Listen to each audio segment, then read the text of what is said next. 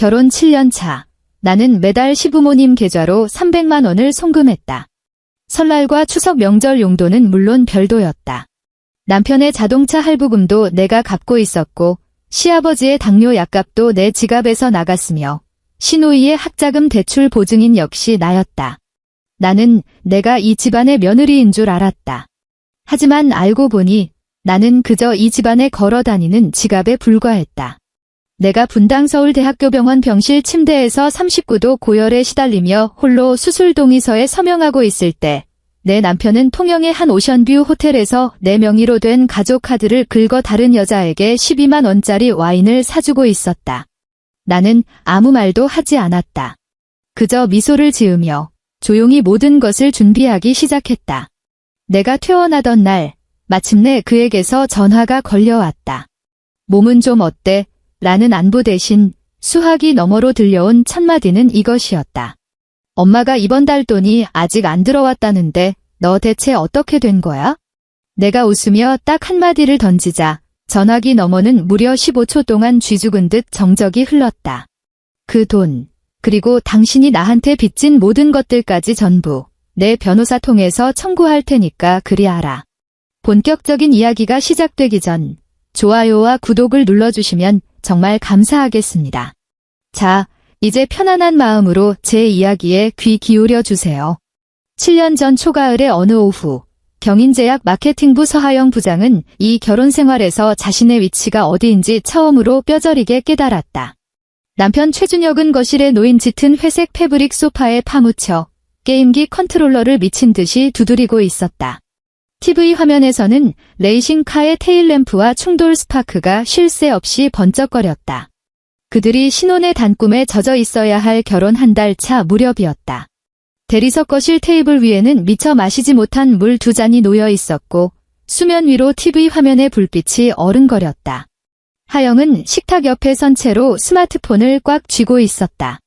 수화기 너머로 들려오는 시어머니 김 여사의 목소리는 꿀을 바른 듯 다정하게 꾸며냈지만 결코 거절을 용납하지 않는 단호함이 배어 있었다. 어른 특유의 너무나도 당당하고 뻔뻔한 태도였다. 하영아, 전화기 너머 김 여사의 숨소리가 거칠었다. 애미가 요새 다리가 하도 쑤셔서 매달 나가는 약값만 해도 아주 등골이 휜다.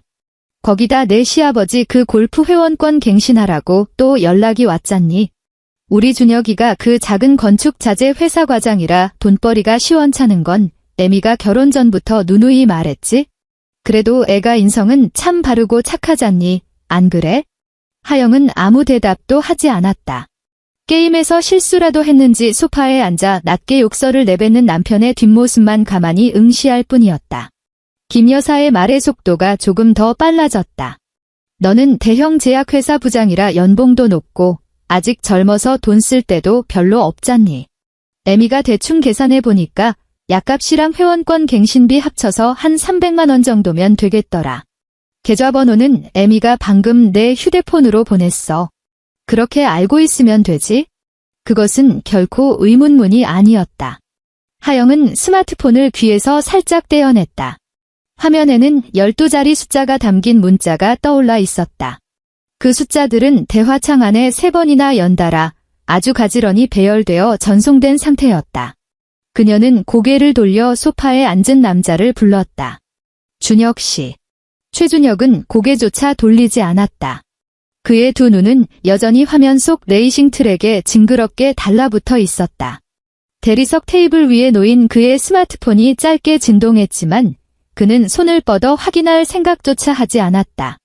그는 컨트롤러의 방향키를 빠르게 꺾으며 아주 건성인 말투로 툭 한마디를 던졌다. 그냥 나 좀 도와준다 쳐. 거실에 게임 클리어 효과음이 울려 퍼졌다. 싸구려 전자합성음이 고막을 날카롭게 찔렀다. 하영은 화면에 뜬 12자리 은행 계좌번호를 물끄러미 바라보다가 천천히 저장 버튼을 눌렀다. 그것이 시댕이라는 이름에 밑 빠진 독에 그녀가 쏟아부은 첫 번째 입금액이었다. 시간은 무딘 톱과 같았다. 7년이라는 결혼 생활은 하영의 스마트폰 메모장 앱에 한 줄 한 줄 아주 또렷하게 기록되어 갔다. 그것은 오직 그녀 자신만 볼 수 있는 무언의 판결문이었다. 12월의 서울 거리는 살을 에이는 칼바람이 불었다. 밤 8시 30분, 하영은 강남구의 한 버스 정류장 앞에 홀로 서 있었다. 꽁꽁 얼어붙어 감각마저 무뎌진 두 손을 코트 주머니 속에 깊이 찔러 넣었다. 3년 전 동대문에서 세일할 때 10만 원도 안 주고 산 코트였다. 소매 끝부분은 이미 미세하게 보풀이 일어해져 있었다. 그녀는 한 손으로 스마트폰 화면을 쓸어 넘겨 일상이라는 이름의 메모장 폴더를 열었다. 화면에 차가운 불빛이 그녀의 야윈 뺨을 비췄다.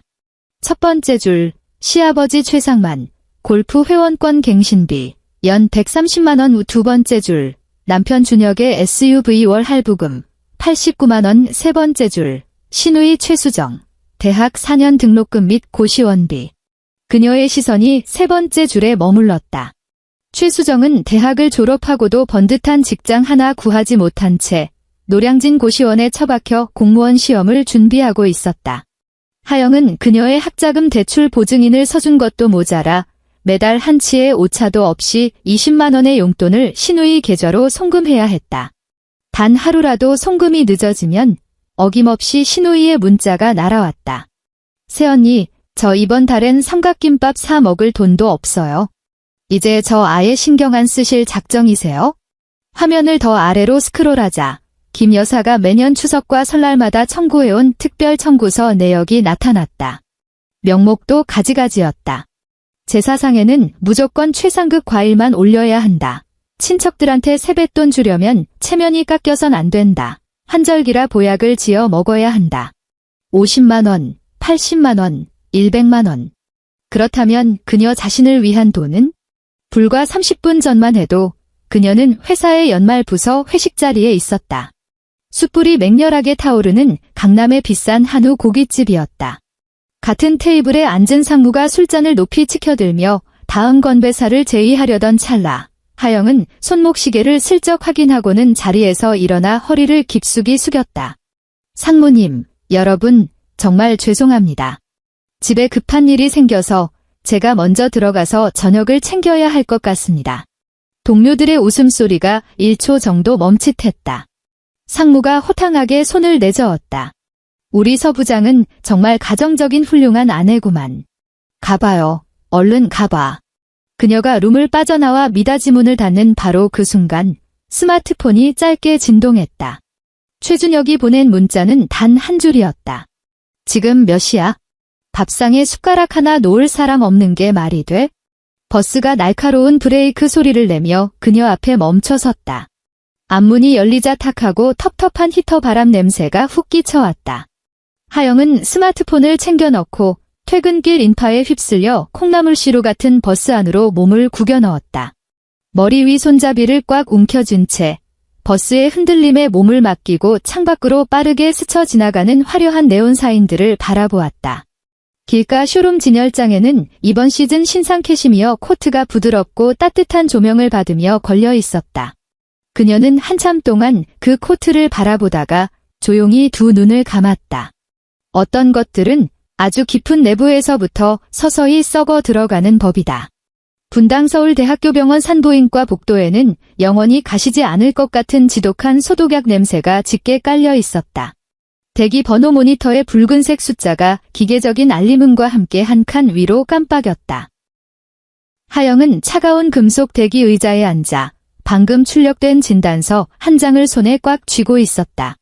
거기에는 검은색 글씨로 이렇게 선명하게 인쇄되어 있었다. 자궁근종, 즉각적인 입원 및 수술 요망. 담당 의사가 볼펜 끝으로 책상을 2번 톡톡 두드리며 매우 심각한 어조로 말했다. 서 부장님, 지금 상태로는 더 미룰 수 없습니다. 근종 위치가 이미 주변 장기들을 심하게 압박하고 있어요. 최근에 계속 미열에 시달리지 않으셨습니까? 당장 1층 원무과로 내려가서 입원 수속부터 밟으세요. 빠르면 내일 당장 수술 일정을 잡아야 합니다. 지금 그녀는 39도의 고열에 펄펄 끓고 있었다. 등줄기를 타고 흐른 식은땀이 셔츠를 흠뻑 적셔 피부에 차갑고 끈적하게 들러붙어 있었다. 그녀는 깊은 숨을 한 번 들이마시고는 미세하게 떨리는 손가락으로 최준혁의 번호를 눌렀다. 첫 번째 시도, 응답 없음. 두 번째 시도, 곧바로 통화 거절. 하영은 검게 꺼져버린 통화 기록 화면을 내려다보며 바싹 말라갈라진 입술을 꽉 깨물고 세 번째 통화 버튼을 눌렀다. 이번에는 마침내 연결음이 끊기고 그의 목소리가 들려왔다. 왜? 나 바빠 죽겠는데. 최준혁의 목소리에는 짜증이 잔뜩 묻어 있었고 말의 속도도 비정상적으로 빨랐다. 나 병원이야. 이 고열로 인해 하영의 목소리는 형편없이 갈라지고 힘이 없었다. 의사 선생님이 근종을 당장 제거해야 한다고. 지금 당장 입원 수속을 밟으래. 전화기 너머로 아주 짧은 찰나의 정적이 흘렀다. 그리고 곧바로 최준혁의 신경질적인 목소리가 튀어나왔다. 이번 주는 안 돼. 다음 주도 안 되고. 회사에 엄청 큰 공사 현장 마감이 코앞이라 매일 현장에 들러붙어 있어야 하는데 내가 병원 갈 시간이 대체 어딨어? 당신 혼자 입원 수속하면 안 돼? 무슨 암 수술 같은 대수술도 아니면서 왜 사람을 오라가라 들볶아? 하영은 스마트폰을 쥔 손에 힘을 꽉 주었다. 복도 끝 살짝 열린 창문 틈으로 매서운 칼바람이 밀려 들어와 그녀의 서늘한 뒷덜미를 때렸다. 그녀가 입을 열어 그냥 와서 보호자 서명만 해달라고 말하려던 바로 그 순간 수화기 너머로 아주 선명한 배경음이 들려왔다. 그것은 대형 백화점 특유의 경쾌한 배경음악이 섞인 메아리였고 연이어 매장 직원의 정형화된 인사말이 들렸다. 그리고 곧이어 낯선 젊은 여자의 목소리가 수화기를 뚫고 훅 들어왔다. 콧소리가 잔뜩 섞인 애교 넘치고 까르르 넘어가는 듯한 혀끝에 발린 독약처럼 달콤한 목소리. 오빠, 이 옷 어때? 하영의 손끝이 순식간에 시퍼렇게 질렸다. 그녀는 복도 끝에 매달린 기본 수속 창구라는 파란색 안내판을 뚫어지게 응시했다. 목구멍에 녹슨 면도칼이 콱 박힌 것처럼 침을 삼킬 때마다 비릿한 피 맛이 느껴졌다. 그녀는 지금 어디야? 라고 따져 묻지도 않았고 그 여자 누구야? 라고 캐묻지도 않았다. 그녀는 입을 굳게 다문 채 아무 말도 하지 않았다. 전화기 너머의 최준혁이 분위기가 이상하게 돌아가는 것을 눈치채고 목소리를 확 낮춰 잠깐 만지라고 속삭이려던 찰나 하영의 엄지손가락이 붉은색 통화 종료 버튼을 매몰차게 짓눌렀다. 복도의 금속 대기 의자는 얼음장처럼 차갑고 딱딱했다. 그녀는 머리 위로 쏟아지는 창백한 형광등 불빛을 올려다보며 한참 동안 홀로 앉아 있었다. 눈이 너무나도 뻑뻑하고 건조해서 단 한 방울의 눈물조차 비집고 나오지 않았다. 이윽고 그녀는 자리에서 일어나 진단서를 반듯하게 접어 가방 안에 챙겨 넣고 안내판이 가리키는 방향을 향해 또박또박 걸어갔다. 입원 당일 오후, 하늘은 금방이라도 눈이 쏟아질 것처럼 잔뜩 찌푸려 있었다. 하영은 홀로 20인치짜리 검은색 캐리어를 끌고 사인실 병실 안으로 들어섰다. 바닥에 리놀륨 장판 위로 캐리어 바퀴가 굴러가며 둔탁한 마찰음을 냈다. 그녀가 배정받은 이 번침대는 창가 쪽이었다. 그녀는 캐리어를 벽 쪽에 붙여놓고 입고 온 코트를 벗어 옷걸이에 걸었다. 옆 침대 보호자가 과도를 들고 사과를 깎는 소리, 플라스틱 쓰레기통으로 사과 껍질이 툭툭 떨어지는 미세한 소리만이 병실의 정막을 채우고 있었다. 태블릿 PC를 든 당직 간호사가 다가와 침대 머리맡에 환자 명패를 확인했다. 서하영 환자분 맞으시죠? 여기 서류 몇 장에 보호자 서명을 해주셔야 합니다. 특히 수술 동의서랑 마취 동의서요.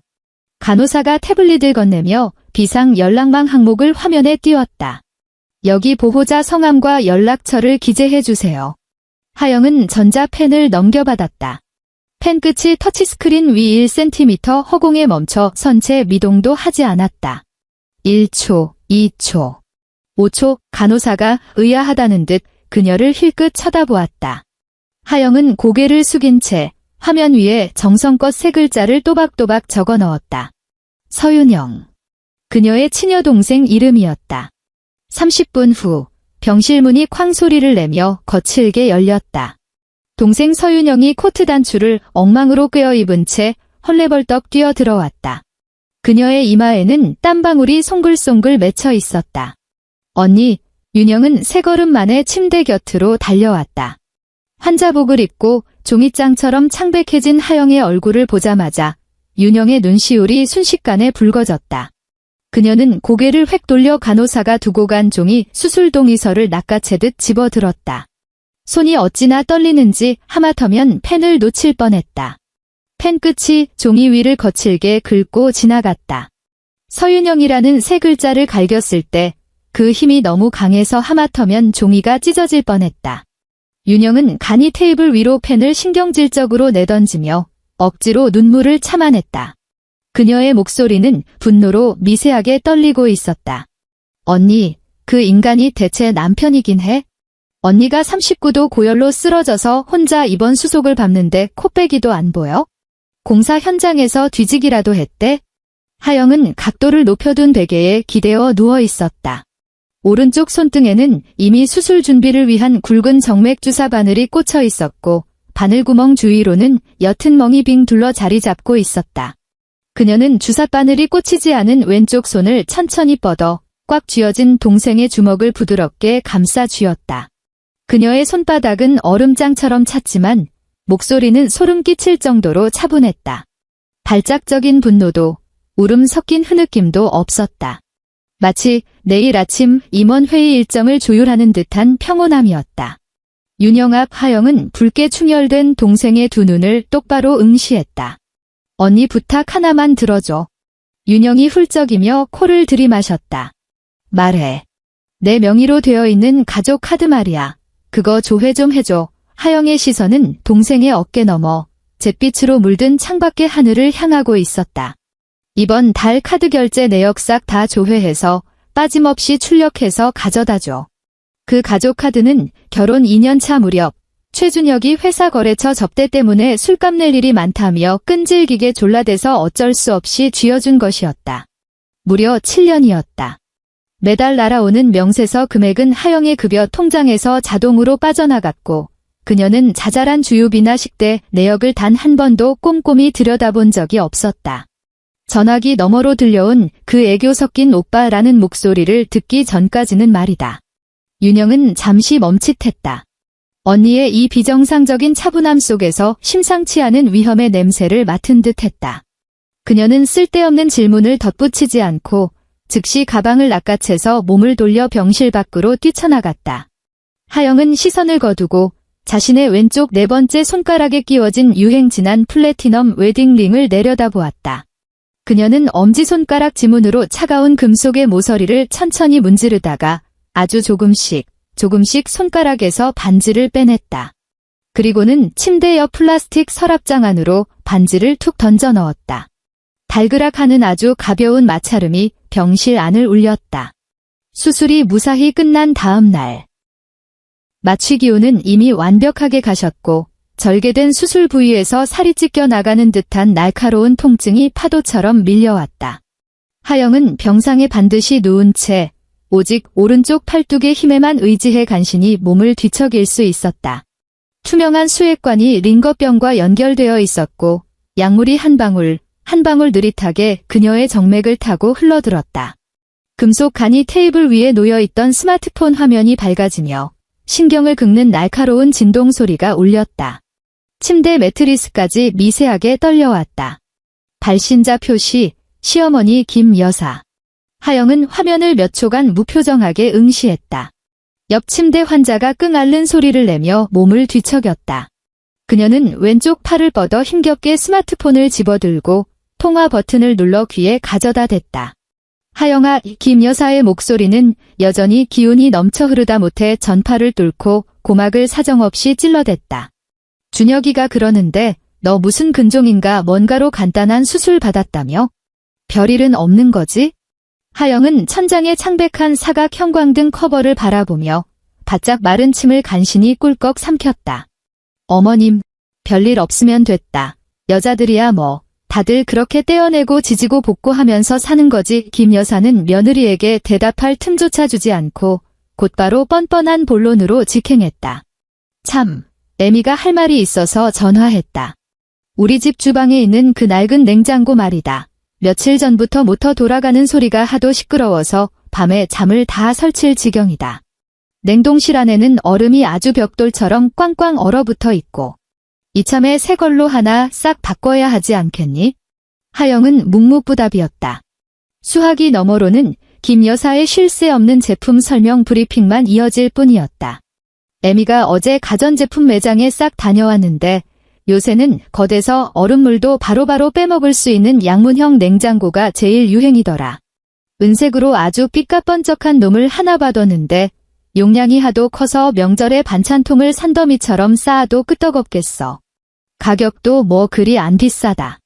할인 다 받아서 289만 원이더라. 김 여사는 며칠이나 고민한 척 잠시 말을 멈추고 며느리의 반응을 기다리는 듯 했지만 이쪽에서 아무 소리도 들리지 않자 다시 제 할 말만 쏟아냈다. 마침 월말도 다가오고 하니까 너 이번 달 생활비 보낼 때 이 돈도 같이 얹어서 보내라. 에미가 이제 늙어서 매일 마트 가서 신선한 거 사 나르는 것도 골병든다. 집에 커다란 냉장고 하나 딱 두고 쟁여놓고 먹어야지. 내 생각도 그렇지? 무려 20분이었다. 김 여사는 그 망할 놈의 냉장고에 얼음칸이 몇 개나 달려있는지까지 눈앞에서 보듯 생생하게 묘사해댔다. 오, 참, 너 몸조리 잘하고. 병원 같은 데는 숨만 쉬어도 돈이 줄줄 새는 곳이니까 며칠만 더 있다가 얼른 퇴원해라. 또, 전화가 일방적으로 끊겼다. 처음부터 끝까지 김 여사는 수술 부위는 많이 아프니 라는 위로 한마디 건네지 않았고 며느리의 병문안을 오겠다는 말조차 꺼내지 않았다. 하영은 여전히 수액 바늘이 꽂혀있는 오른손은 그대로 둔 채 왼손을 천천히 아래로 떨어뜨렸다. 스마트폰 화면이 아래로 향하게 하여 새하얀 이불 위에 살포시 내려놓았다. 수술 부위의 날카로운 통증마저도 이 순간만큼은 차갑게 마비된 것 같았다. 그녀는 그저 지독한 한기를 느꼈다. 뼈마디 사이사이로 스며들어오는 그 어떤 뜨거운 난방으로도 절대 몰아낼 수 없는 지독하고 시린 한기. 오후가 되자 윤영이 몇 장의 출력물을 손에 쥐고 병실로 돌아왔다. 윤영이 그 종이 뭉치를 하영에게 건넬 때 그녀의 손등에는 퍼런 핏대가 선명하게 솟아올라 있었다. 윤영은 어금니를 가득 소리 나게 꽉 깨물고 있었고 두 눈에는 눈물이 그렁그렁하게 차올라 온몸을 부들부들 떨고 있었다. 언니 그 개자식 준영의 목소리는 같은 병실 사람들을 의식해 억눌려 있었지만 끄틈절에 묻어나는 분노는 당장이라도 병실 공기를 불태워버릴 기세였다. 하영은 그 3장짜리 종이 뭉치를 건네받았다. 침대 옆 협탁에 놓인 금속태 안경을 집어들어 천천히 썼다. 안경다리가 관자놀이에 닿자 서늘한 감촉이 전해졌다. 그녀는 비스듬히 세워둔 베개에 등을 기대고 그 빼곡한 카드 결제 내역들을 한 줄 한 줄 짚어 내려갔다. A4 용지 위에 박힌 흑백의 글씨들은 눈이 시리도록 선명했다. 11월 12일. 그녀가 39도 고열에 시달리며 병원 복도에서 남편에게 전화를 걸었던 바로 그날 오후. 통영시 모 오션뷰 리조트 호텔 4박 연박. 총액 148만 원. 11월 13일. 그녀가 홀로 캐리어를 질끄러미 끌고 입원 수속을 밟던 그날 밤 호텔 내 고급 레스토랑 와인 2병 총액 24만 원. 11월 15일. 그녀가 차가운 수술대 위에 누워 메스에 배가 갈라지고 있던 바로 그 몇 시간 동안 통영시 모 부티크 여성 액세서리 총액 37만 원. 11월 16일. 바로 어제 부산 해운대 모 해산물 레스토랑 2인 세트. 총액 8만 9천 원.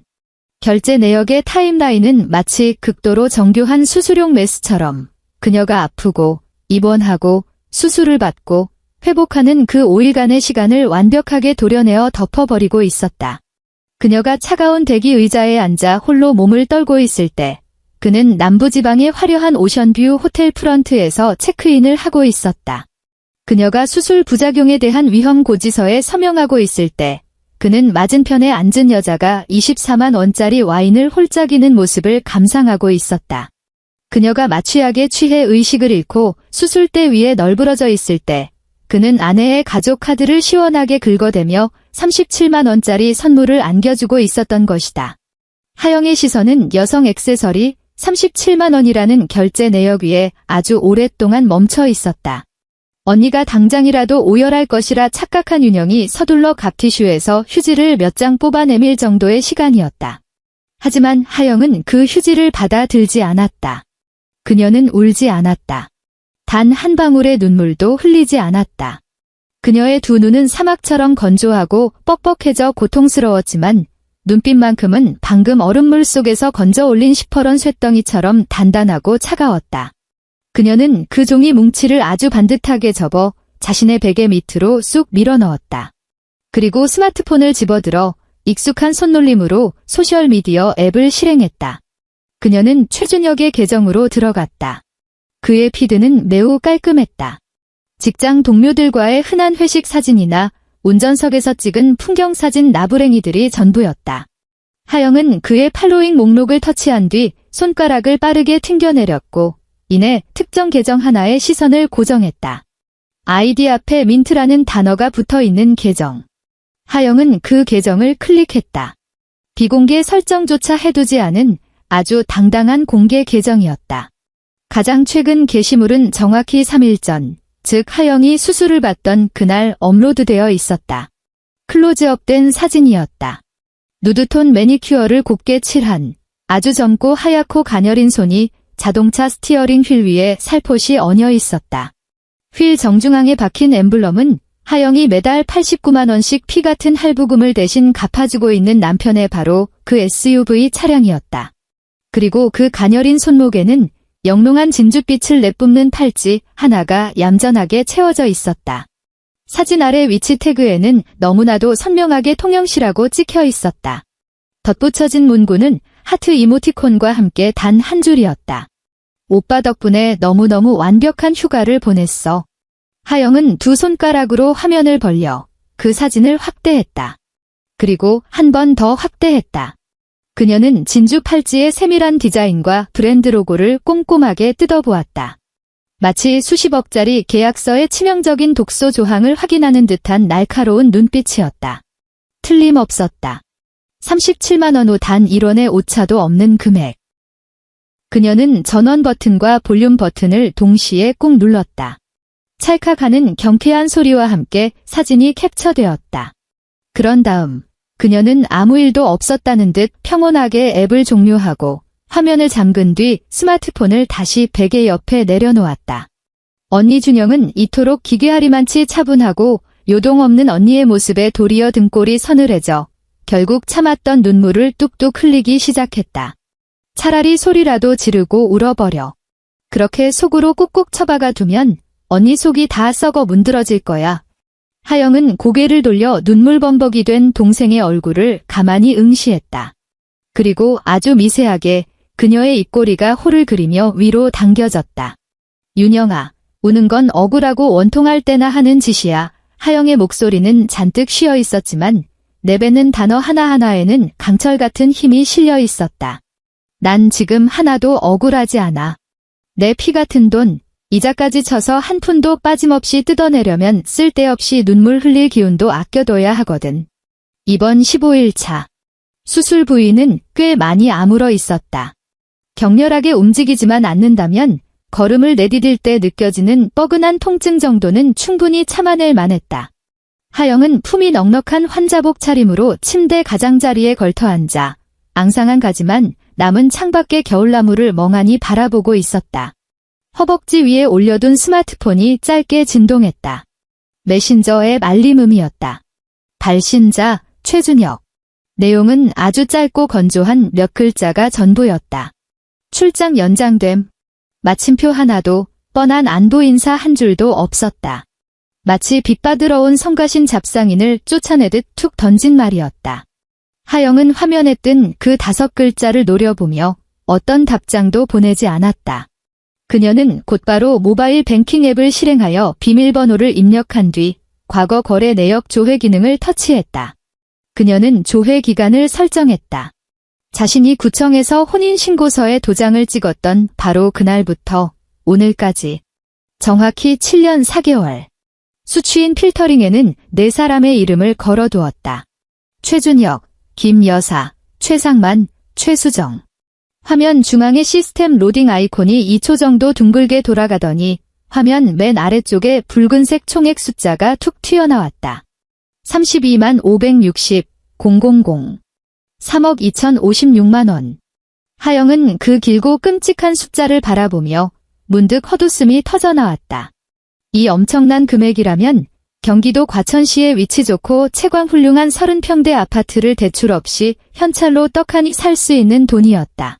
그런데 그녀는 지난 7년 동안 그 멀쩡한 아파트 한 채를 수없이 많은 조각으로 잘게 다져서 350만 원, 100만 원, 20만 원짜리 파편으로 만들어 저 징그러운 인간들의 아가리에 끝도 없이 쑤셔 넣어주고 있었던 것이다. 그 대가로 그녀에게 남은 것이라곤 소매가 다해진 10만 원짜리 싸구려 코트와 끝없이 돈을 내놓으라 윽박지르는 독촉 전화, 그리고 4명의 카드로 결제된 내 남편 상간녀의 37만 원짜리 진주 팔찌뿐이었다. 하영은 은행 앱을 종료했다. 연락처 목록을 스와이프하여 번호 하나를 찾아내고는 주저없이 통화 버튼을 눌렀다. 강은서. 대학 시절 기숙사 룸메이트이자 현재는 강남 한복판의 대형 로펌에서 가사 소송을 전문으로 전담하는 파트너 변호사였다. 신호음이 2번 울리기도 전에 통화가 연결되었다.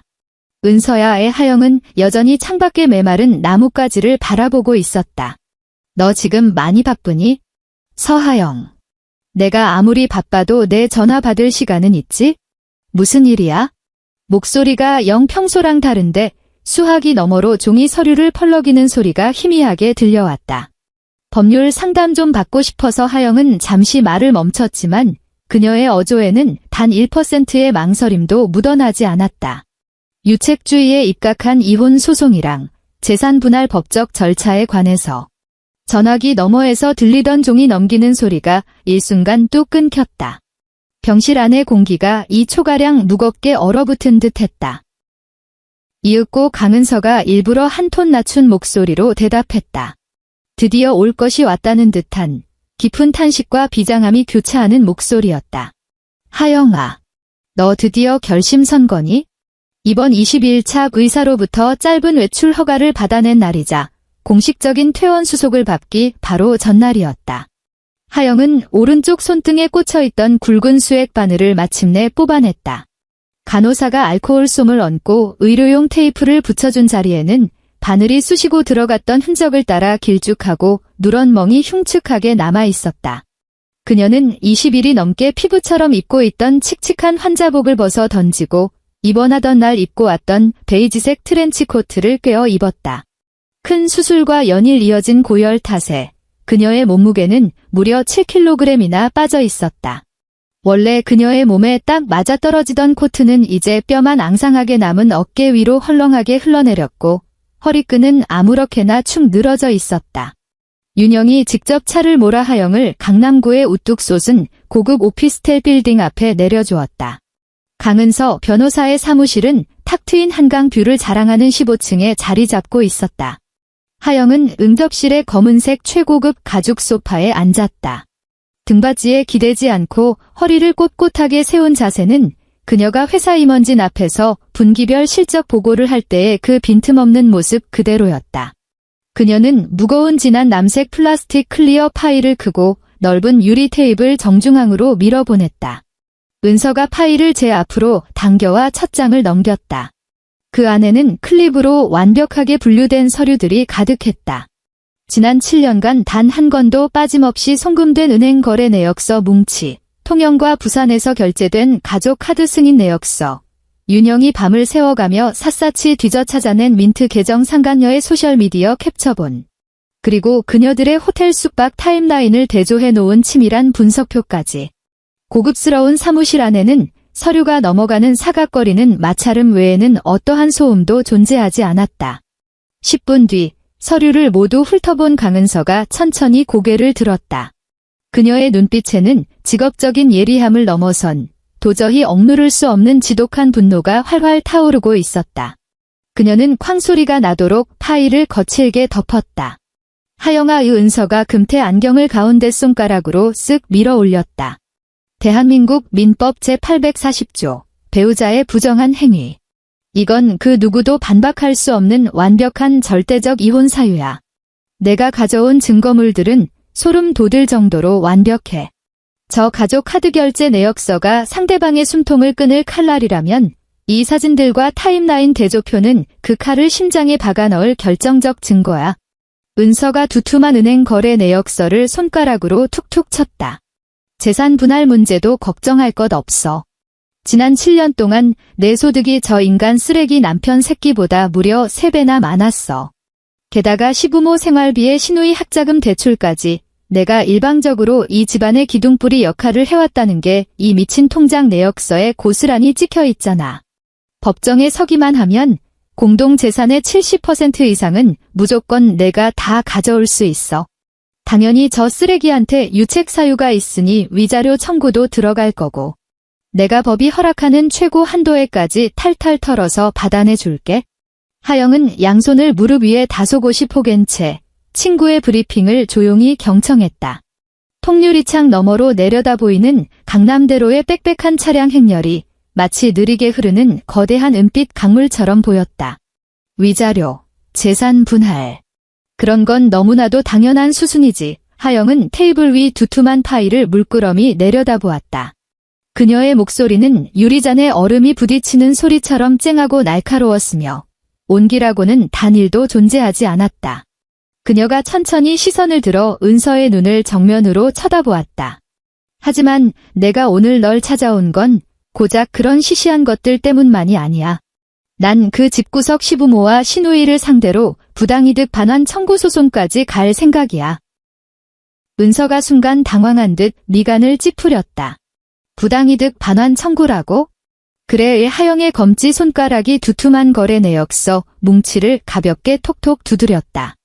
이 7년이라는 세월 동안 생활비니 병원비니 학원비니 온갖 역겨운 명목으로 시부모와 시누이 계좌로 빨려 들어간 내 피 같은 돈 우총액 3억 2천만 원. 난 그 돈을 부당이득이라는 법적 굴레를 씌워서 단 1원도 남김없이 전부 토해내게 만들 거야. 단 1원도 절대 깎아줄 생각 없어. 다음 날 아침, 마침내 공식적인 퇴원 절차가 마무리되었다. 11월에 서울 한복판을 강타하는 매서운 사풍은 이미 뼛속까지 시릴 정도로 독을 품고 있었다. 하영은 병원 1층 원무과 로비에서 모든 입원 및 수술비를 개인 카드로 완납하고 두툼한 두께의 퇴원 수속 서류 봉투를 챙겨들었다. 그녀는 한 손으로 20인치짜리 검은색 캐리어를 질질 끌며 거대한 자동 회전문을 유유히 빠져나왔다. 병원 현관을 나서서 싸늘하게 내리쬐는 겨울 햇살 아래 서서 폐부 깊숙이 차가운 공기를 한껏 들이마시는 바로 그 순간이었다. 코트 주머니 속에 처박아 두었던 스마트폰이 미친 듯이 발작을 일으키기 시작했다. 마치 완벽하게 타이밍을 계산한 악마의 저주 같았다. 화면 위로 번쩍거리는 4글자. 남편 최준혁. 하영은 매서운 칼바람을 정면으로 맞으며 우두커니 서서 액정 화면에 뜬 그 끔찍한 이름이 깜빡이는 것을 2초간 빤히 내려다보았다. 그러고는 아주 여유로운 손짓으로 통화 버튼을 밀어 올려 스마트폰을 귀에 바짝 가져다 댔다. 얘야, 서하영. 너 대체 지금 무슨 미친 짓거리를 하고 있는 거야? 전화가 연결되자마자 최준혁의 뻔뻔하고 다급한 고함이 고막을 찢을 듯이 터져나왔다. 안부 인사. 이제 퇴원했어. 라는 가식적인 질문? 그런 최소한의 인간적인 예의조차 완벽하게 증발해버린 목소리였다. 우리 엄마가 어제 나한테 전화를 3통이나 했어. 이번 달 생활비가 월말이 다 지났는데도 아직도 통장에 안 꽂혔다고 난리 치시잖아. 너 수술 어쩌고 하더니 진짜 뇌까지 같이 도려냈어? 까먹을 게 따로 있지? 당장 오늘 퇴근 시간 전까지 300만 원 송금해놔. 알았어? 하영은 곧바로 대꾸하지 않았다. 대신 그녀는 짐승처럼 예민해진 감각으로 전화기 너머의 미세한 배경소음들을 채집했다. 공사 현장에 끔찍한 기계 굉음도 없었고 현장에 부는 거친 바람소리도 일절 없었다. 오히려 공간감이 느껴질 정도로 지나치게 조용하고 안락했다. 아주 가끔 머그잔 밑바닥이 원목 테이블에 가볍게 부딪히는 달그락 소리만이 희미하게 들려올 뿐이었다. 지극히 사적이고 은밀한 실내 공간이었다. 짐작건대 오션뷰 호텔을 함께 뒹굴었던 그 젊은 년의 오피스텔이겠지? 무려 한 달 가까이 단 한 번의 연락도 없던 남편이라는 작자가 퇴원하는 아내에게 걸어온 첫 전화의 목적이 고작 300만 원을 내놓으라는 독촉이라니.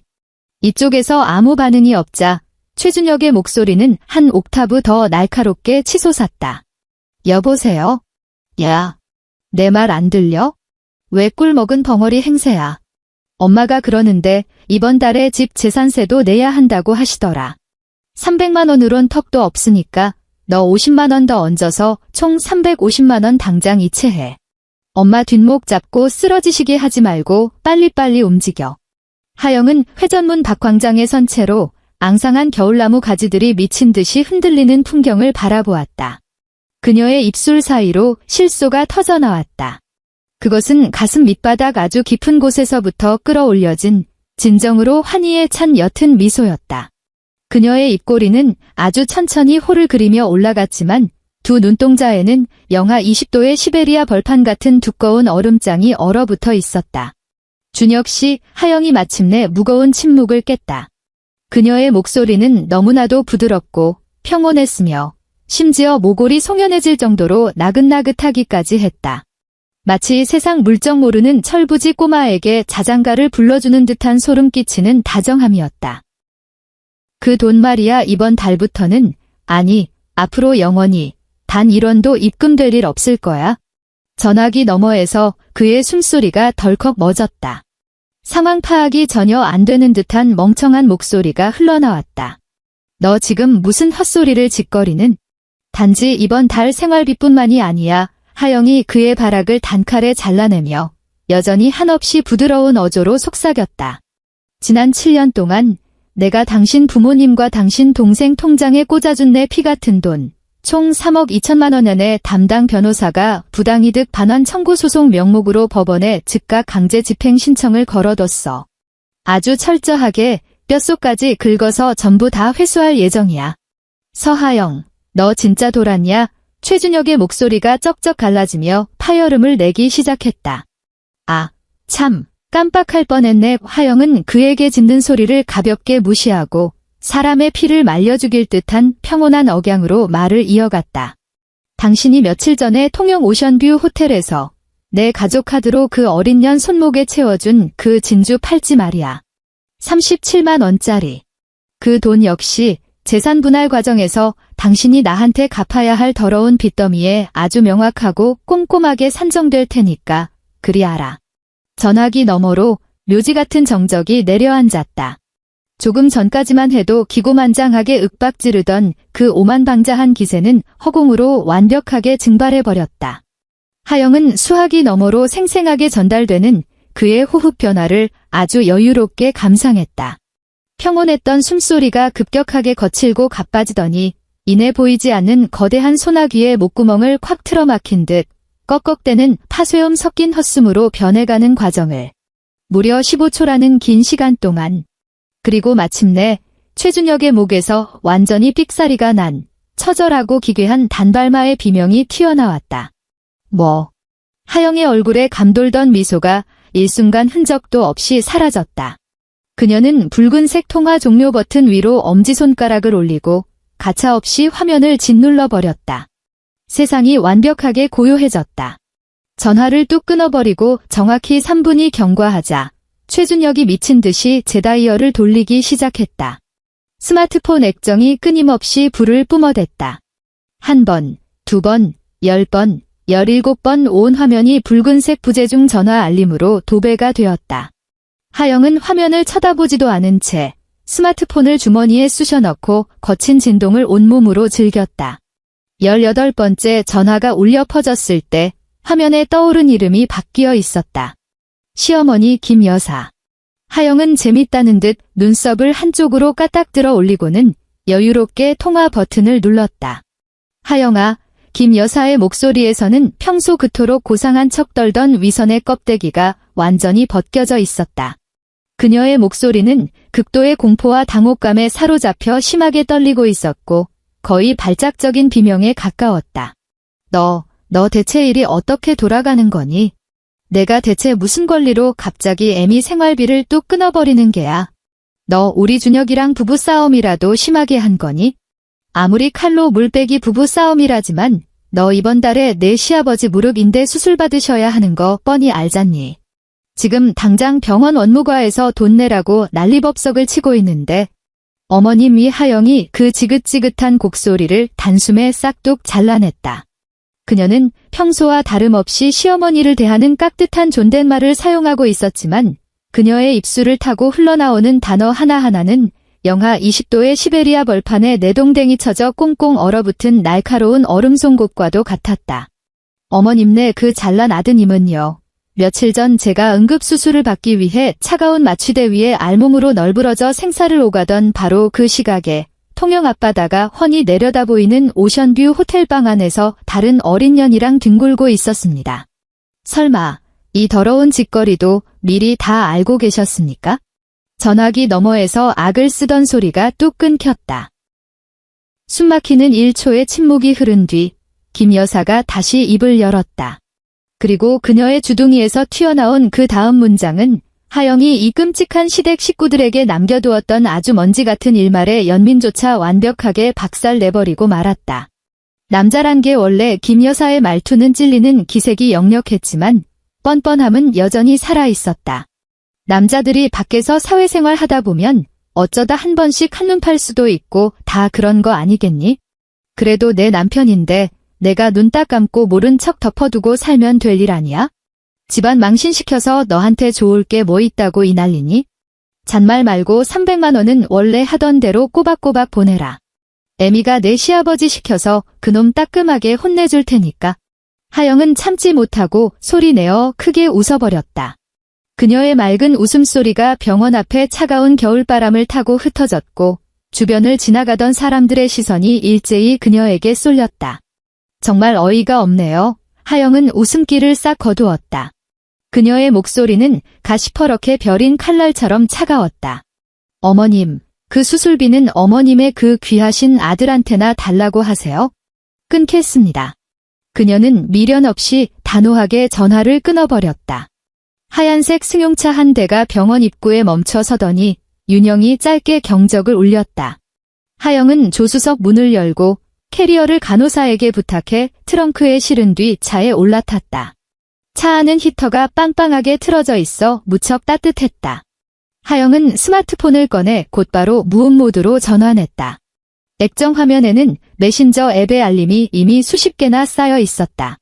최준혁의 메시지가 융단 폭격처럼 쏟아져 들어와 있었다. 그 말투의 변화는 아주 전형적이고도 우스꽝스러운 붕괴의 곡선을 그리고 있었다. 서하영 너 미쳤어? 내가 감히 내 결제 내역을 뒤져? 이거 엄연한 사생활 침해야. 내가 너네 제약회사 쳐들어가서 깽판 쳐버리기 전에 당장 그만둬. 너 회사에서도 얼굴 못 들고 다니게 만들어줄 테니까. 마지막 몇 개의 메시지는 전송시간 간격이 꽤 길어졌고 말투도 완전히 풀 죽어 있었다. 여보, 제발 전화 좀 받아봐. 우리 만나서 얘기 좀 하자. 내가 오해하는 거란 말이야. 하영은 메시지를 클릭해볼 흥미조차 느끼지 못한 채 스마트폰 화면을 아래로 향하게 하여 센터 콘솔 위에 툭 던져버렸다. 윤영은 스티어링 휠을 돌려 차를 큰 길로 합류시키면서 곁눈질로 언니의 표정을 조심스럽게 살폈다. 눈물은 없었다. 배신감에 치를 떠는 분노도 심지어 처절한 복수를 마친 뒤에 후련함 같은 것도 찾아볼 수 없었다. 하영은 차가운 유리창에 여벌구를 기댄 채 창밖으로 뒤로 밀려나는 서울의 풍경을 무심하게 바라보고 있었다. 마치 지난 7년 동안 두 눈을 가리고 있던 두꺼운 거즈를 방금 떼어내고 마침내 진짜 빛을 마주하게 된 사람처럼 기괴하리만치 고요했다. 언니, 우리 이제 어디로 가? 윤영이 조심스럽게 물었다. 집으로 갈까? 그 지옥 같은 곳엔 두 번 다시 안 돌아가. 하영이 고개를 돌려 정면의 도로를 응시했다. 그녀의 눈빛은 한없이 맑고 단단했다. 부동산으로 가자. 분당 쪽에 원룸을 하나 구해야겠어. 전세로. 전방이 신호등이 빨간불에서 초록불로 바뀌었고 차량의 흐름이 속도를 내며 완전히 새로운 방향을 향해 나아가기 시작했다.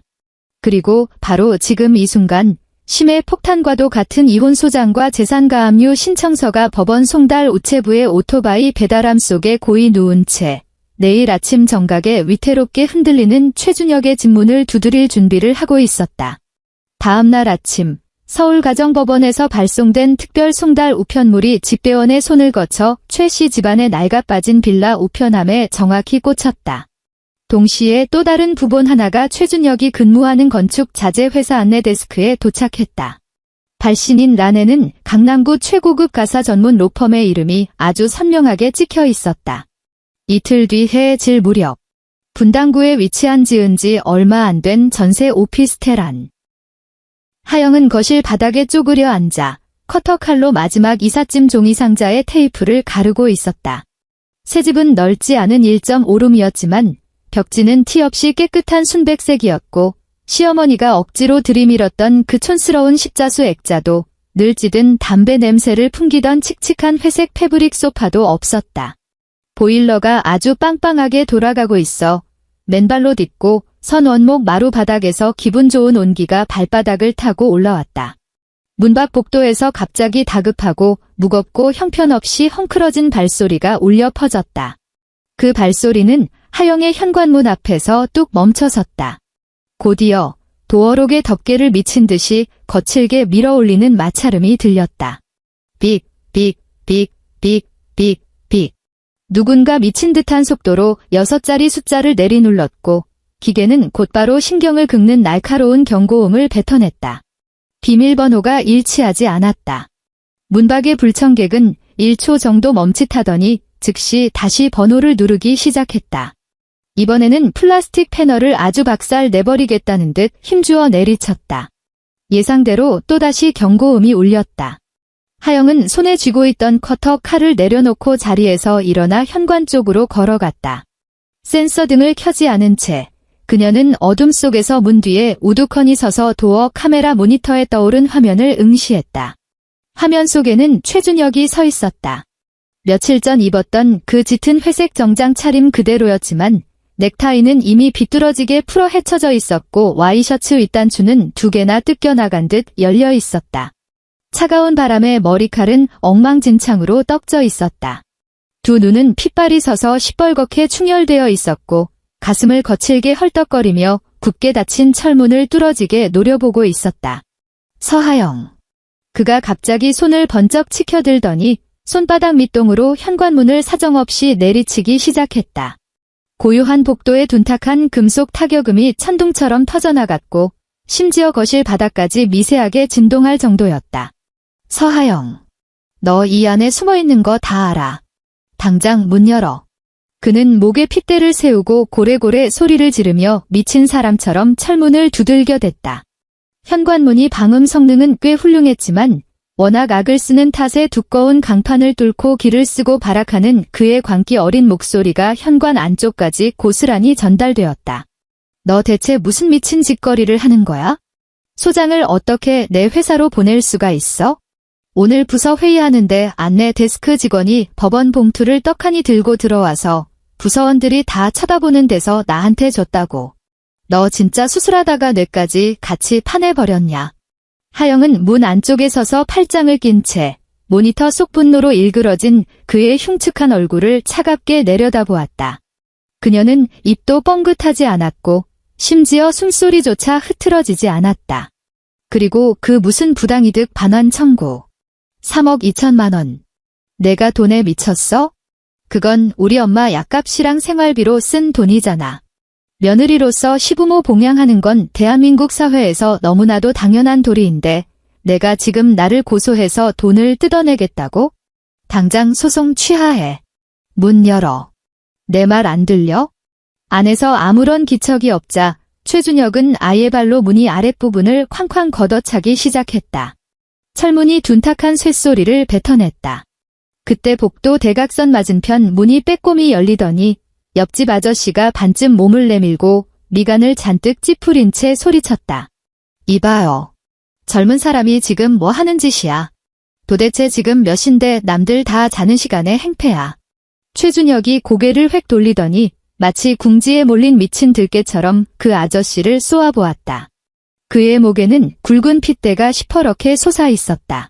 뭘 야려. 내 마누라 찾으러 왔는데 그쪽이 무슨 상관이야. 신경 끄고 들어가서 잠이나 자. 아저씨는 시뻘겋게 충혈된 눈과 도끼 가득한 기세에 놀라 흠칫 뒷걸음질을 쳤다.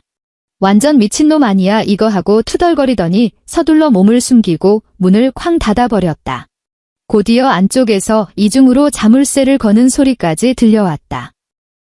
최준혁은 다시 몸을 돌려 도어록 패널을 주먹으로 쾅쾅 내리치며 입에 담지 못할 욕설을 퍼부어댔다. 하영은 화면 너머로 벌어지는 그 한심한 촌극을 감상하다가 슬슬 지루해지기 시작했다. 그녀는 주머니에서 스마트폰을 꺼내 아주 익숙한 손놀림으로 112를 눌렀다. 경찰서 상황실에서 전화를 받았다. 접수원의 차분한 목소리가 들려왔다. 수고하십니다. 하영의 어조 역시 흔들림 없이 차분했다. 여기 용인시 수지구 분당로 42번 길 A동 802호인데요. 지금 문 밖에 이성을 잃은 남자가 무단으로 문을 부수고 침입하려고 난동을 부리고 있습니다. 제가 큰 수술을 마치고 혼자 요양 중인데 신변에 심각한 위협을 느끼고 있어요. 빨리 출동해주세요. 접수원이 주소를 신속하게 입력하며 물었다. 바깥에 있는 남성과는 아는 사이십니까? 현재 이혼 소송이 진행 중인 상대방 당사자입니다. 하영은 모니터 속에서 어깨로 철문을 들이받고 있는 최준혁을 무표정하게 바라보았다. 이미 법적으로 별거 상태이고요. 너무 심하게 고성을 지르고 있어서 이웃 주민들에게도 막대한 피해를 주고 있습니다. 최대한 빨리 와주세요. 전화를 끊은 하영은 몸을 돌려 주방으로 걸어가 정수기에서 시원한 얼음물을 한 잔 따랐다. 그녀는 싱크대 한쪽에 기대어 서서 물을 조금씩 홀짝이며 문밖에서 서서히 쇳소리로 변해가는 끔찍한 고함을 감상했다. 10분도 채 지나지 않아 복도에서 경찰관 2명의 묵직하고도 다급한 군홧발 소리가 울려 퍼졌다. 선생님, 지금 당장 행동 멈추세요. 문에서 손 떼십시오. 경찰관 1명의 엄중한 경고가 철문을 뚫고 들어왔다. 모니터 화면 속에서 제복을 입은 경찰관 2명이 최준혁의 양팔을 거칠게 낚아채어 문 앞에서 떼어냈다. 최준혁은 미친 듯이 발버둥 치며 철문을 가리키고 악을 썼다. 이거 놔. 당신들 뭐야. 여기 내 마누라 집이라고. 남편이 마누라 찾으러 온 게 무슨 범죄야. 선생님, 당장 신분증 제시하세요. 안쪽 거주자분이 무단 침입 및 기물 파손 시도로 경찰에 신고하셨습니다. 내 마누라라고. 최준혁은 얼굴이 터질 듯 붉어져 허공에 침을 튀겼다. 단순한 부부싸움인데 경찰이 왜 끼어들어. 서하영, 너 안에 숨어서 죽은 척하는 거 다 알아. 남편을 경찰에 신고해? 이 독사 같은 년. 하영은 물잔을 내려놓고 현관으로 다가갔다. 그리고 도어록의 열린 버튼을 딸깍 눌렀다. 철컥. 무거운 철문이 안쪽으로 열렸다. 복도의 센서 등 불빛이 눈을 찔러왔다. 현관에 선 하영의 모습을 발견한 최준혁의 2 눈이 휘둥그레졌다. 그는 마치 썩은 동아줄이라도 발견한 것처럼 경찰을 뿌리치고 달려들 기세로 소리쳤다. 서하영, 이제야 기어 나오냐. 당장 이 경찰들한테 내가 누군지 말해. 그리고 당장 그 빌어먹을 소장 취하해. 경찰관 2명이 즉시 힘을 실어 그의 팔을 완전히 꺾어버리고는 복도 벽에 강하게 밀어붙였다. 거주자분, 본인이 신고하셨습니까?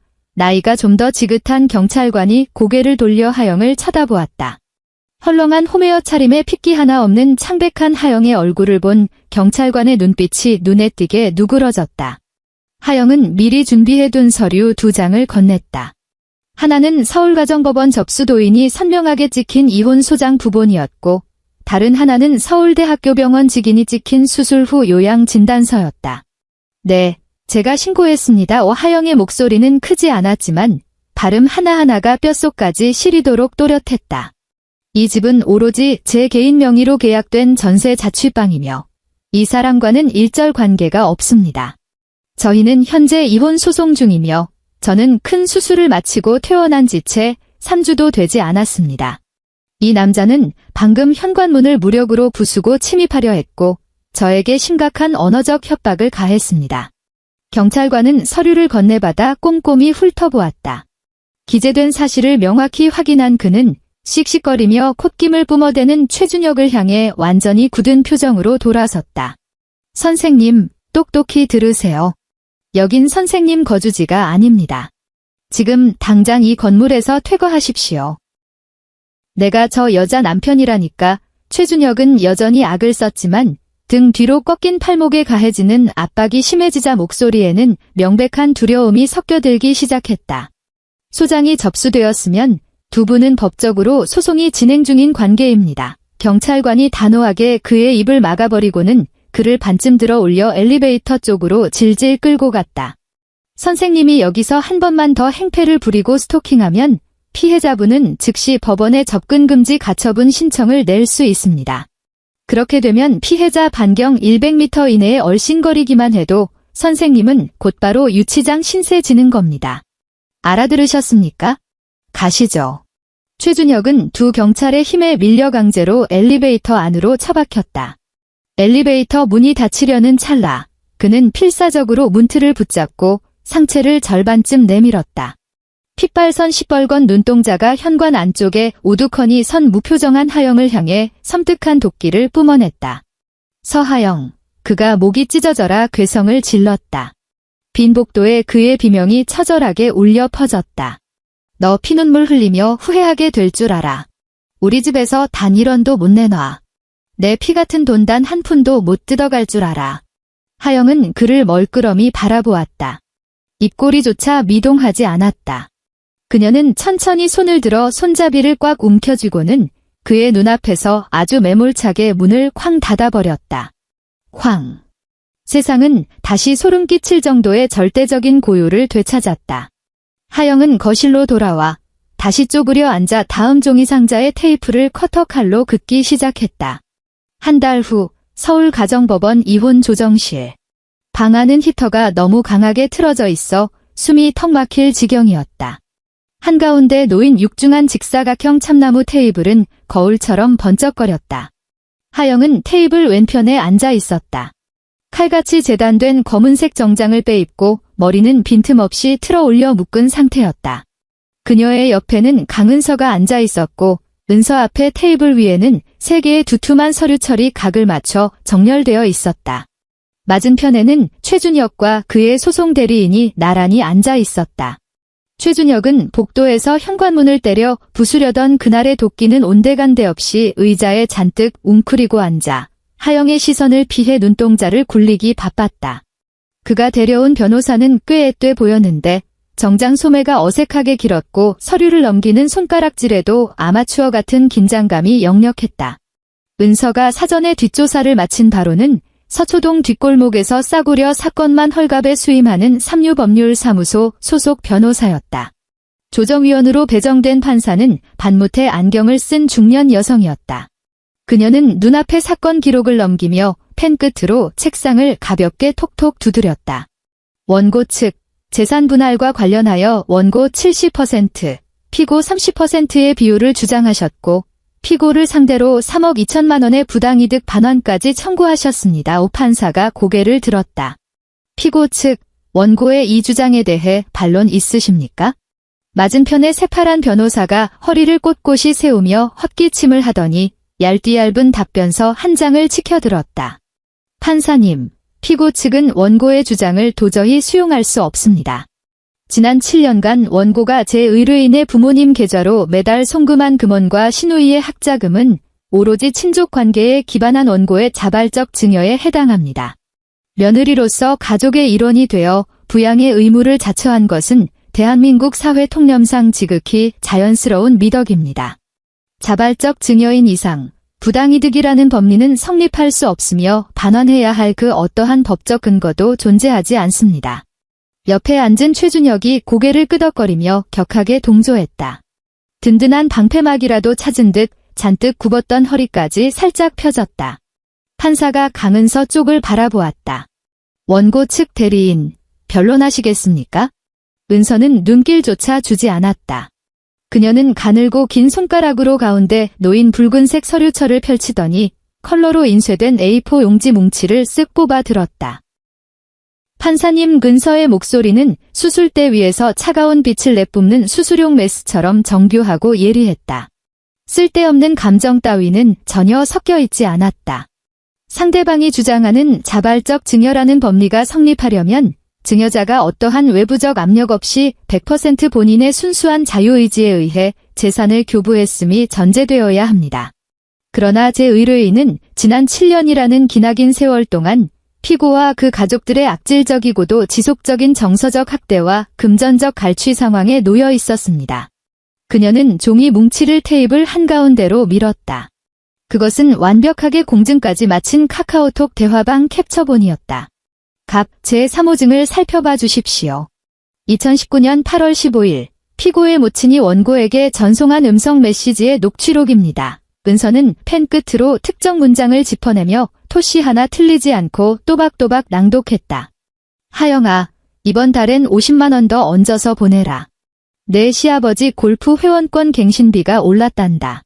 내가 며느리로서 돈도 잘 버는데 이 정도는 당연히 메꿔줘야 하는 거 아니겠니? 애미가 2번 말하게 만들면 아주 꼴사나워진다. 맞은편 변호사가 인상을 팍 쓰며 다급하게 끼어들려 했다. 판사님, 이건 그저 어르신들의 흔한 잔소리에 불과합. 제 변론이 아직 끝나지 않았습니다. 은서가 단칼에 무자르듯 상대방의 입을 틀어막고는 두 번째 증거물을 치켜들었다. 이건 2021년 11월 4일 피고 최준혁 본인이 직접 원고에게 발송한 협박성 메시지입니다. 원문 그대로 읽겠습니다. 너 대체 우리 엄마 통장에 돈 언제 꽂을 거야? 오늘 당장 입금 안 하면 엄마가 내일 당장 KTX 타고 서울 올라와서 너네 회사 앞 모텔에 방 잡고 매일 로비로 쳐들어가겠대. 너 대기업 부장식이나 돼서 동료들 앞에서 개망신당하기 싫으면 알아서 기어. 조정실 안은 일순간 찬물을 끼얹은 듯 싸늘해졌다. 판사는 증거 기록을 훑어보며 저열한 협박과 가스라이팅으로 점철된 문장들 위로 시선을 멈추었다. 판사의 눈빛이 눈에 띄게 차가워졌고 최준혁을 바라보는 시선에는 노골적인 혐오감이 서려 있었다. 최준혁의 얼굴은 밀가루처럼 새하얗게 질려버렸다. 그는 본능적으로 제 변호사를 힐끔 쳐다보았지만 예송이 변호사는 이마에서 쏟아지는 진땀을 닦아내느라 입도 뻥긋하지 못하고 있었다. 판사님, 은서가 승기를 잡고 맹렬하게 몰아붙였다. 이것이 대체 어딜 봐서 미덕으로 포장된 자발적 증여입니까? 이는 원고가 대기업 임원으로서 직장 내 평판과 체면을 중시한다는 치명적인 약점을 악용하여 뜯어낸 악질적인 공갈 및 갈취 행위에 불과합니다. 게다가 은서가 세 번째 서류철을 쫙 펼쳤다. 그 안에는 통영 오션뷰 호텔에서 긁어댄 신용카드 결제 내역과 상간녀의 인스타그램 계정에서 갈무리한 사진들이 생생하게 첨부되어 있었다. 원고가 자궁근종 판정을 받고 홀로 병실에 처박혀 생사를 오가는 수술을 준비하던 바로 그 시각. 피고는 남편으로서 보호자의 의무를 내팽개친 것도 모자라 원고의 피땀 어린 급여로 대금이 결제되는 가족 카드를 탈취하여 통영의 최고급 호텔에서 상간녀와 함께 사치스러운 외도를 즐겼습니다. 이토록 끔찍한 배우자의 부정행위와 기나긴 세월 자행된 경제적 착취를 근거로 제 의뢰인은 3억 2천만 원의 부당이득 반환 청구를 끝까지 관철할 것이며 아울러 유책 배우자를 상대로 한 정신적 손해배상 즉 위자료의 법정 최고 한도액인 3천만 원을 강력히 청구하는 바입니다. 판사가 사건 기록을 탁소리 나게 덮더니 펜 끝으로 책상을 한 번 딱 내리쳤다. 피고 측 판사의 목소리에는 그 어떤 온기도 남아있지 않았다. 더 이상 덧붙일 변론 있으십니까? 최준혁은 입을 붕어처럼 퍼끔거렸지만 단 한마디도 내뱉지 못했다. 그는 조정이 시작된 이래 단 한 번도 자신과 눈을 마주치지 않은 채 얼음장처럼 앉아있는 하영만 넋 나간 듯 쳐다보았다. 허리를 꼿꼿하게 세운 하영은 마치 하늘 높은 곳에 앉은 재판관이 쥐덫에 걸려 버둥거리는 시궁창 쥐새끼를 내려다보는 듯한 섬뜩한 위압감을 뿜어내고 있었다. 최씨 집안이라는 위태로운 모래성은 하영이라는 가장 거대한 기둥뿌리가 뽑혀나가자마자 모두의 예상보다 훨씬 더 처참하고 빠른 속도로 무너져 내렸다. 조정 기일로부터 고작 보름이 지났을 무렵 대구광역시 낡아빠진 달동네 골목 어귀에 자리 잡은 허름한 김밥 천국. 오후 3시. 식당 안은 한산했지만 주방에서 풍기는 역겨운 기름 냄새는 코를 찔렀다. 58배 김 여사는 좁아터진 조리대 앞에 선 채 참기름과 밥알이 덕지덕지 눌어붙은 시커먼 앞치마를 두르고 있었다. 그녀는 비닐 장갑을 낀 손으로 펄펄 끓는 뜨거운 밥덩이를 김 위에 억지로 펴 바르느라 안간힘을 쓰고 있었다. 그녀의 발목은 이미 무처럼 퉁퉁 부어올라 싸구려 고무장화에 꽉 끼어 있었고 걸음을 뗄 때마다 뼈가 부서지는 듯한 고통이 밀려왔다. 식당 주방 보조로 일한 지 고작 3일차. 하루 9시간을 꼬박 서서 일하고 받는 돈은 최저시급을 간신히 넘기는 9,000원 남짓에 불과했다. 아줌마, 김밥을 너무 설렁설렁 말았잖아. 칼로 썰 때 속 다 터져서 나가는 거 안 보여? 당장 다시 말아. 뚱뚱한 식당 주인이 카운터 뒤에서 신경질적으로 소리를 질렀다. 김 여사의 손이 흠칫 떨리더니 방금 말아놓은 김밥 옆구리가 터지면서 단무지와 햄이 바닥으로 툭 떨어졌다. 그녀는 허둥지둥 허리를 숙여 그것들을 주워 담았고 순간 참을 수 없는 비참함에 눈시울이 시큰해졌다. 불과 한 달 전까지만 해도 지금 이 시간이면 강남 피부과에서 관리를 받고 나와 바닥에 온돌이 깔린 고급 브런치 카페에 앉아 계모임 친구들과 유자차를 홀짝이며 서울 대기업 부장에다 시댁의 뼈를 묻을 만큼 효심지극한 며느리 자랑을 늘어놓고 있었을 그녀였다. 그때 앞치마 주머니 속의 스마트폰이 발작하듯 징징거렸다. 그녀는 사장의 뚱뚱한 뒷모습을 힐끗 살피고는 주방 구석탱이로 숨어들어 통화 버튼을 눌렀다. 전화가 연결되자마자 신우이 최수정의 귀가 찢어질 듯한 악다구니가 고막을 때렸다. 엄마, 도대체 어떻게 된 거야? 방금 스타벅스에서 아이스 아메리카노 사려고 줄 서 있었는데 알바생이 사람들이 이렇게 많은데 내 카드가 정지됐다고 꼽을 주잖아. 내가 카드 3장을 돌렸었는데 다 한도 초과래. 거기다 고시원 원장이 오늘 아침 복도에서 나를 막아 세우더니 이번 주까지 밀린 월세 안 내면 내 짐 다 복도로 내팽개치겠다고 난리야. 수정아, 울지 말고 애미 말 좀 들어봐. 김 여사는 핑 도는 현기증에 다리가 풀려 기름때에 찌든 주방벽에 간신히 몸을 기대야 했다. 내가 어떻게 안 울어. 오빠한테 100번을 전화해도 안 받아. 새언니 진짜 왜 저러는 건데? 내 학자금 대출 보증인 자격을 어떻게 하루아침에 싹 날려버릴 수가 있냐고. 엄마랑 오빠가 도대체 새언니한테 무슨 짓을 한 거냐고. 수정은 전화기 너머로 처절하게 오열했다. 그녀는 완전 미친년이야. 김 여사는 어금니를 가득 깨물었고 결국 서러운 눈물이 기름땀에 섞여 흘러내렸다. 그 독사 같은 년이 우리 식구들 다 길바닥에 나앉게 만들 작정이라고.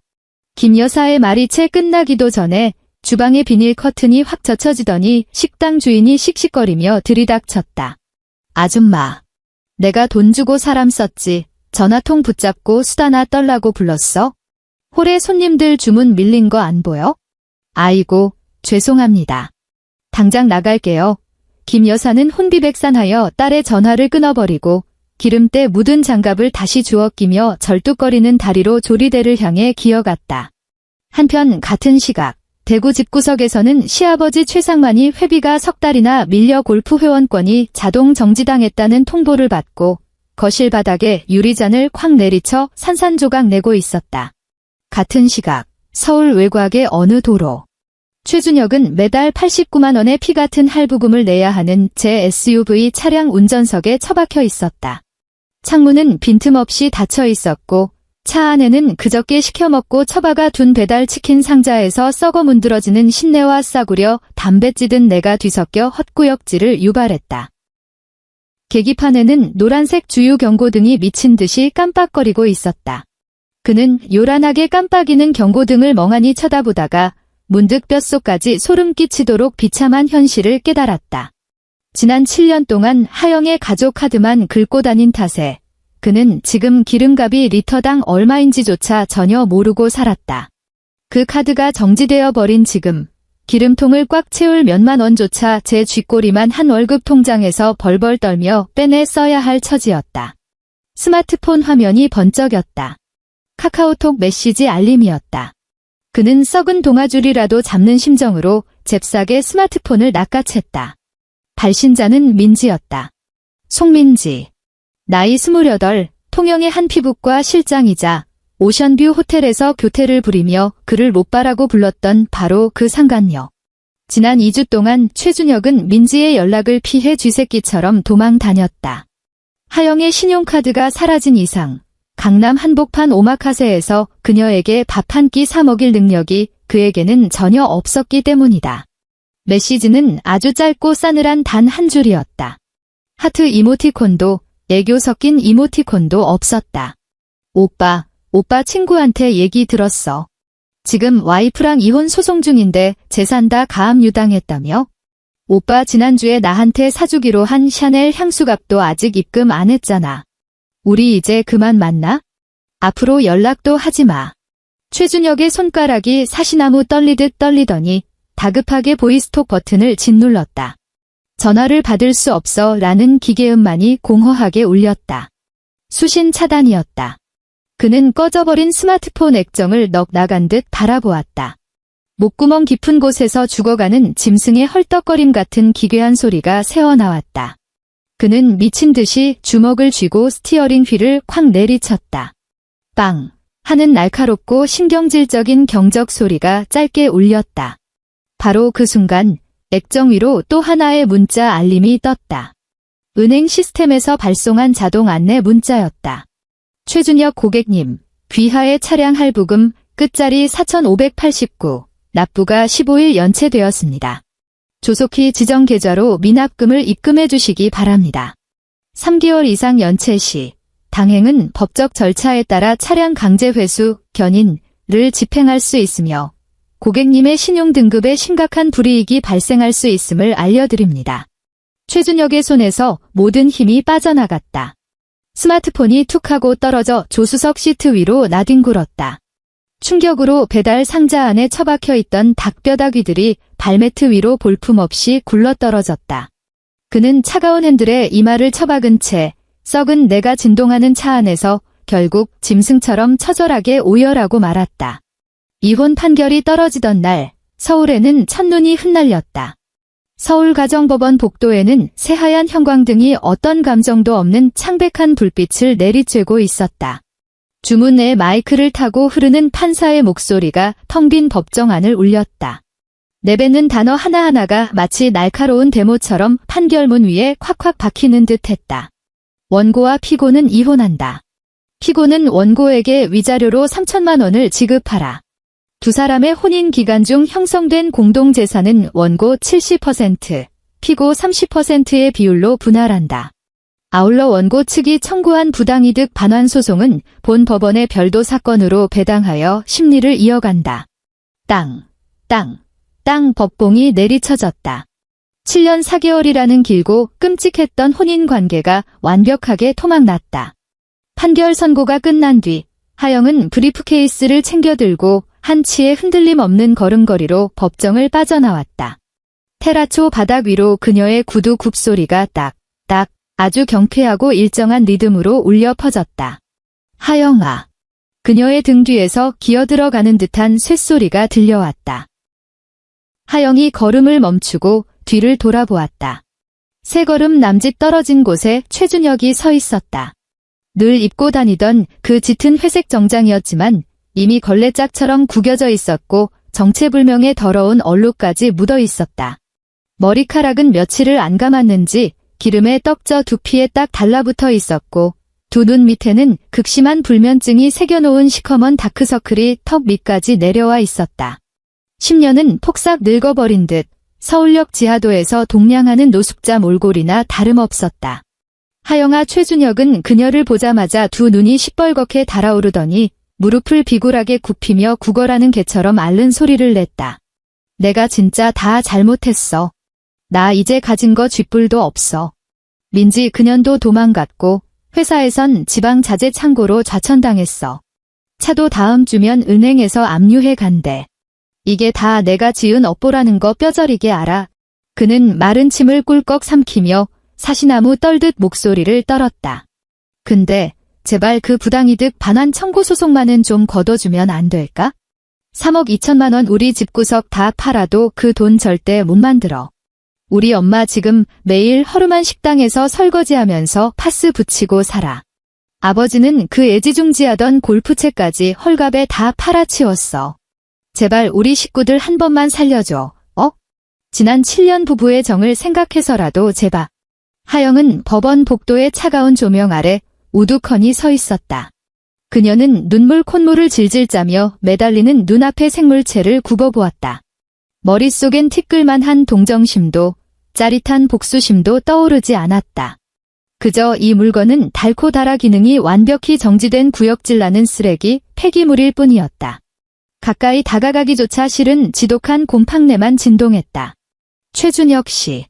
이혼 판결 직후 그녀가 그에게 던진 첫 호칭이었다. 철저히 타인과 선을 긋는 지나가는 행인에게나 쓸 법한 차갑고 건조한 부름이었다. 최준혁은 망연자실한 표정으로 멍하니 그녀를 올려다보았다. 토해내야 할 돈은 단 1원도 애누리 없습니다. 하영의 목소리는 나지막했지만 쇳덩이처럼 단호했다. 당신이 예전에 소파에 파묻혀서 게임기 두들기며 당신 엄마 계좌로 돈 쏘라고 닥달했던 거 똑똑히 기억나죠? 단 1원이라도 모자라면 통장 가압류 강제 집행 절차는 절대 멈추지 않을 겁니다. 말을 마친 그녀는 2번 다시 그를 돌아보지 않고 매정하게 몸을 돌려 엘리베이터 쪽으로 성큼성큼 걸어갔다. 구두 굽소리는 여전히 오차 없이 경쾌하게 복도 끝으로 사라져갔다. 최준혁은 영혼까지 전부 빨려나간 빈 껍데기처럼 홀로 덩그러니 서 있다가 이내 싸늘한 대리석 벽을 타고 스르르 미끄러져 바닥에 주저앉고 말았다. 그로부터 3개월 후 서울의 봄은 제법 포근한 온기를 머금고 있었다. 경인제약 빌딩 18층 마케팅 부서 사무실은 야근의 불빛으로 환하게 빛나고 있었다. 하영은 모니터 앞에 앉아 마우스로 마지막 전송 버튼을 눌렀다. 이번 분기의 대규모 마케팅 기획안이 성공적으로 품위를 통과했다. 이번 기간 동안 구멍난 실적을 메우기 위해 지난 석 달 동안 그녀는 뼈를 깎는 야근을 불사했다. 그리고 그 결과는 눈부셨다. 이번 분기 최우수 인사 고관은 따놓은 당상이었고 사내에서는 다음 정기 인사 이동 때 서하영 부장이 임원인 상무이사로 특별 승진할 거라는 소문이 파다하게 퍼져 있었다. 밤 10시 그녀는 회사 로비를 나섰다. 초봄의 밤바람이 얼굴을 스치며 기분 좋은 청량감을 안겨주었다. 그녀는 만원 버스에 시달리는 대신 여유롭게 손을 흔들어 모범 택시를 잡아탔다. 분당의 전세 오피스텔로 돌아왔을 때는 이미 11시를 훌쩍 넘긴 시간이었다. 도어록을 열고 들어서자 현관에는 오직 그녀 자신의 펌프스 한 켤레만이 가지런히 놓여 있었다. 역겨운 발냄새가 진동하는 남자 구두도 아무렇게나 벗어던진 슬리퍼도 없었다. 주방은 티 없이 쾌적했고 싱크대에는 퇴근하자마자 고무장갑을 끼고 씻어내야 할 돼지기름 묻은 그릇 따위는 존재하지 않았다. 그녀는 빌트인으로 된 자그마한 냉장고를 열고 시원한 생수를 한 잔 따랐다. 아일랜드 식탁 위에 올려둔 스마트폰이 중하고 짧게 진동했다. 동생 윤영이 보낸 카카오톡 메시지였다. 별다른 텍스트 없이 덩그러니 사진 한 장만 전송되어 있었다. 하영은 식탁에 기댄 채 사진을 터치했다. 사진은 달동네에 다 쓰러져가는 낡은 빌라 복도에서 찍힌 듯 했다. 칠이 벗겨진 흉물스러운 철문 한가운데 법원의 붉은색 담요 딱지 2장이 살벌하게 붙어 있었다. 바로 대구에 있는 최 씨 집안의 자가였다. 부당이득 반환 소송의 판결이 확정되었고 3억 2천만 원이라는 천문학적인 빚을 갚을 능력이 없었던 최 씨 집안을 상대로 마침내 법원의 강제 경매 집행 절차가 돌입한 것이다. 저 낡은 빌라는 조만간 법원 경매 시장의 헐갑으로 던져질 운명이었다. 하영은 화면 속 눈을 찌르듯 붉은 압류 딱지를 빤히 응시했다. 대략 3초 정도? 그녀는 굳이 2손가락으로 사진을 확대해 보지도 않았고 윤영에게 어떤 답장도 보내지 않았으며 사진을 앨범에 저장하지도 않았다. 그저 건조하게 뒤로 가기 버튼을 눌렀을 뿐이다. 자정이 넘은 깊은 밤 따뜻한 물로 샤워를 마친 하영은 포근한 침대 위에 몸을 뉘었다. 방 안은 완벽하게 고요했다. 보일러 배관을 타고 따뜻한 물이 흘러가며 내는 미세한 마찰음만이 백색 소음처럼 공간을 채우고 있었다. 협탁 위에 올려둔 스마트폰 액정이 돌연환하게 켜졌다. 발신자를 알 수 없는 번호로 온 장문의 문자 메시지였다. 하영은 고개를 돌려 스마트폰을 집어들었다. 보나마나 신용불량자가 된 최준혁이 편의점에서 개통한 싸구려 선불폰 번호일 터였다. 문자는 액정을 꽉 채울 만큼 숨막히게 길었다. 맞춤법과 띄어쓰기는 엉망진창이었고 패배자의 지질한 자기연민이 절절하게 묻어나 있었다. 하영아, 나 저번 주에 회사에서 권고사직 당했어. 내 차도 결국 캐피탈에서 압류해서 견인해 갔고 대구 본가는 강제 경매 넘어가서 우리 부모님은 친척 집 반지하 단칸방에 얹혀 살게 되셨어. 나는 지금 노량진 고시원에 혼자 처박혀 있어. 딱 3평짜리 쪽방이야. 천장이 너무 낮아서 밤에 자다가 뒤척이면 무릎이 벽에 부딪혀서 멍이 들어. 매일 밤 불면증에 시달리면서 생각해. 만약 그날 내가 고열로 펄펄 끓으면서 병원 복도에서 나한테 전화했을 때 내가 짜증내면서 끊어버리지 않았더라면, 내가 당장 통영에서 미친 듯이 차를 몰고 내 병실로 달려갔더라면, 그랬다면 우리 지금은 완전히 달랐을까? 너 그때 병원 대기 의자에 혼자 웅크리고 앉아서 내 손으로 직접 그 무서운 수술 동의서에 사인할 때 진짜 많이 무서웠지?